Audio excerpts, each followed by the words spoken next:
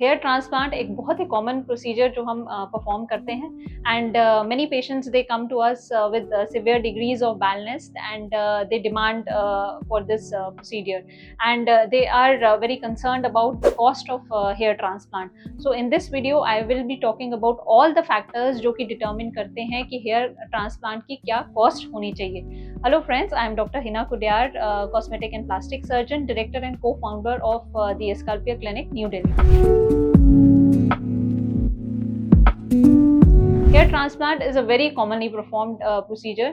जो भी patients जिनका severe degree of baldness है and जो कि मेडिकल ट्रीटमेंट से अब हेयर रेस्टोरेशन से नहीं इम्प्रूव हो रहा है, they go for hair transplant and in those patients जिनमें कि हेयर रूट्स बिल्कुल ख़त्म हो गई हैं, so they are the ideal candidates जिनमें हमें हेयर ट्रांसप्लांट प्रोसीजर करना पड़ता है.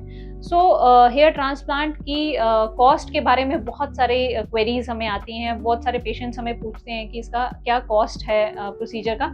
बट हेयर ट्रांसप्लांट का जो कॉस्ट है इट वेरीज एंड बहुत ही वाइड रेंज है कॉस्ट का and it depends upon many factors.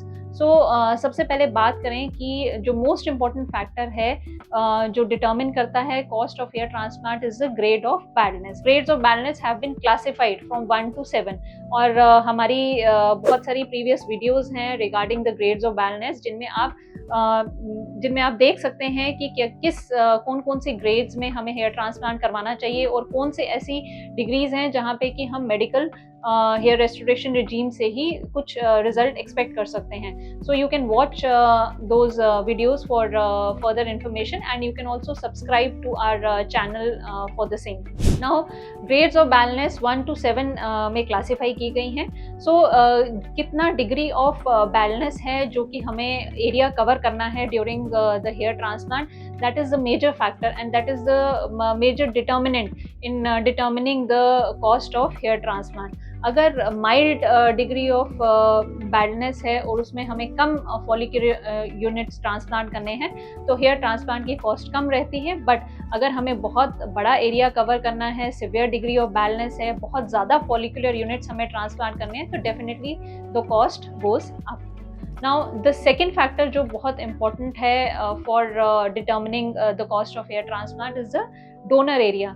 अब आई थिंक सबको पता होगा कि जो मोस्टली हम डोनर एरिया यूज करते हैं for hair transplant is back of the scalp और ये बेस्ट डोनर एरिया है फॉर हेयर ट्रांसप्लांट क्योंकि जो बाल हम बैक ऑफ स्कैल्प से लेते हैं they are not under the hormonal influence and they are permanent और इनका रिजल्ट सबसे बेस्ट रहता है.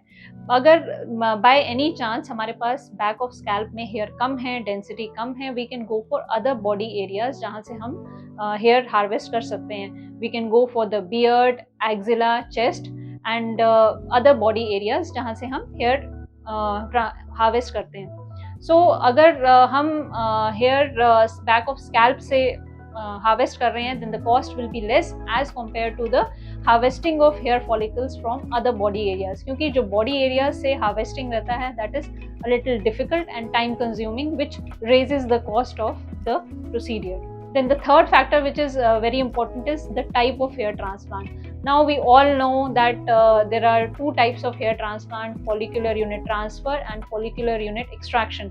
इन दोनों के बारे में भी हमारी बहुत सारी वीडियोस हैं कि ये दोनों प्रोसीजर्स क्या हैं. In detail you can see and after subscribing to our YouTube channel you can go through all the information regarding both the procedures.